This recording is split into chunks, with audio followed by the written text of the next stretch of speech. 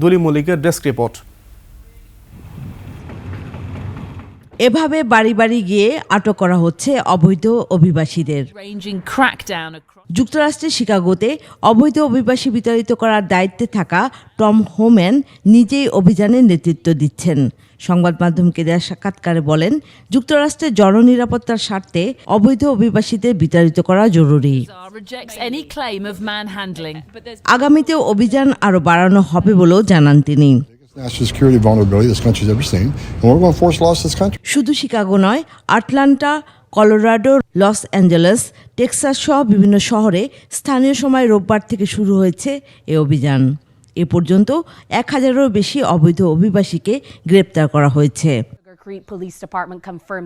যুক্তরাষ্ট্রের immigration and customs enforcement আইসিইর পাশাপাশি FBI, drug enforcement administration সহ বিচার বিভাগের বিভিন্ন সংস্থার সদস্যরা যোগ দিয়েছেন অভিযানে।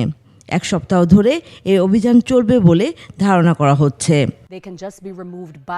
এদিকে ট্রাম্প প্রশাসনের অভিযান শুরু হওয়ার পর থেকে আতঙ্ক বাড়ছে অভিবাসীদের মধ্যে।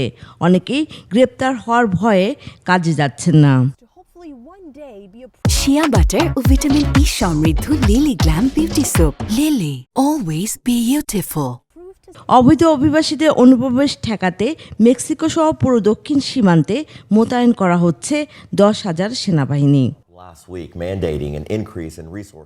যুক্তরাষ্ট্র থেকে পাঠানো অবৈধ অভিবাসী ভর্তি 2টি সামরিক বিমান নামতে বাধা দিয়েছে কলম্বিয়া সরকার। এ ঘটনার পর কলম্বিয়ার পণ্যের উপর 25% কর আরোপের হুমকি দেন ট্রাম্প। পাল্টা হুমকি দেয় কলম্বিয়াও। তবে শেষ পর্যন্ত কলম্বিয়ায় নামে বিমান দুটি।